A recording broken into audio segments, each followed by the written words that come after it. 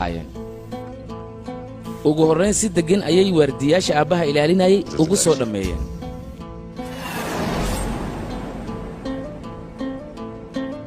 dilaagii saddexaad ayaa kadib gudaha soo galay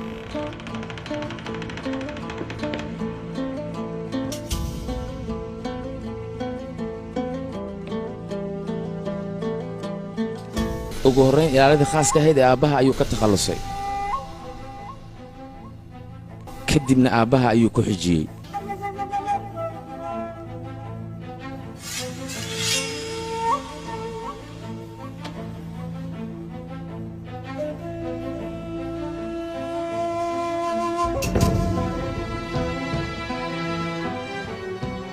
hawshan wakhti dheer kuma aysan qaadan daqiiqado kooban gudahooda aabbaha ayuu ka takhallusay marwo waxaan ku weydiinayaa adiga midida wiilkayga soo halkan kama aadan helin idhegaysa marwo wiilkayga anigaa soo barbaariyey karti iyo caqli iyo geesinimo intaba waa uu isku darsaday aniga kuma lihi wiilkayga dilaa ma ahan laakiin haddii uuba wax dilayo doqonnimada noocan oo kale ah ma samaynayo sababtoo ah mididii uu wax ku dilay isla goobtii wax ku dilay ogama tegi lahayne hore ayuu mididiisa u sii qaadan lahaa su-aashaan marwada maxaad weydiinaysaa muhiimaddu waxayd wiilkaada inaad weyddiiso xilligaa meel muku ogtaha ad iga sheegba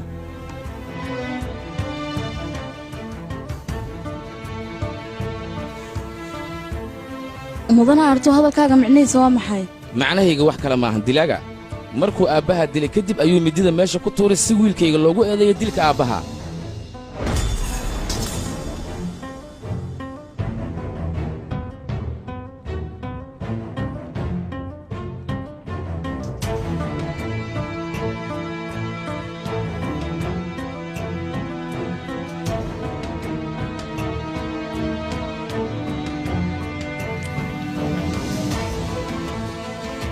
mudana surjuqaan markii uu imaado su'aala hadda adiga aadna weyddiinaysa asiga ayaa ku weydii doona ee jawaab waa inaad diyaarsistaan waxaanan arki karin waynu aragnay waxaynu dhegaysan karinna waynu dhagaysannay haddaad inankaaga qoortiisa ii keeni weydo balna wey anigaa kuu keenay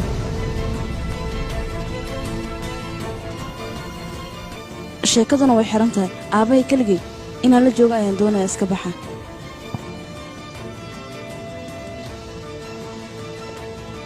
ii dhimididaan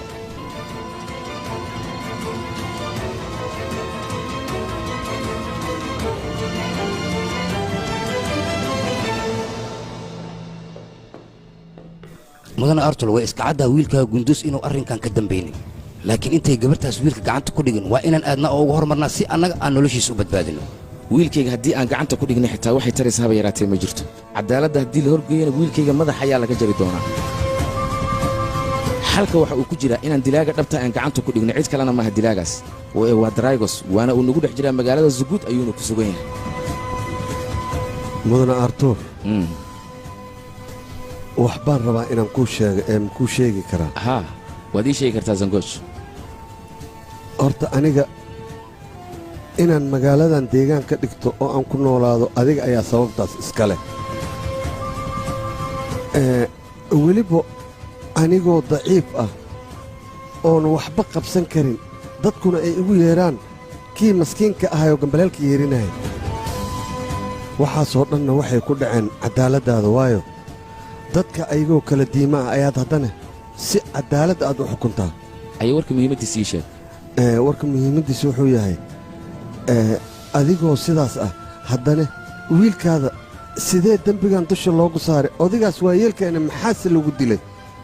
aniga waan ogahay wiilkaada inuu wax dembi uusan lahayn dhibkaanna uu geysanin waxaasoo dhanna waxaa u keentay khibraddiisa ayaa aad u yar laakiin ilaahay waxaan ugu baryayaa qofkii dhibkan geystay ee wiilkaada dusha ka saaray dembiga inuu caddaaladda hor keeno dadkan dunidan korkeeda saara dhan hadday isku dayaan inay caddaaladda baabiyaan ilaahayga weynaa ee ummaddan untay ayaa caddaaladda u samaynaya zangooj hal midna aan kuu sheego oo adiga kaa maqan oo maankaaga aan ku jirin middaasna waxay tahay ilaahayga weyn ee ummaddan koonka dushiisa ku nool abuurtay isagaa waxa uu ka soo saaraa qof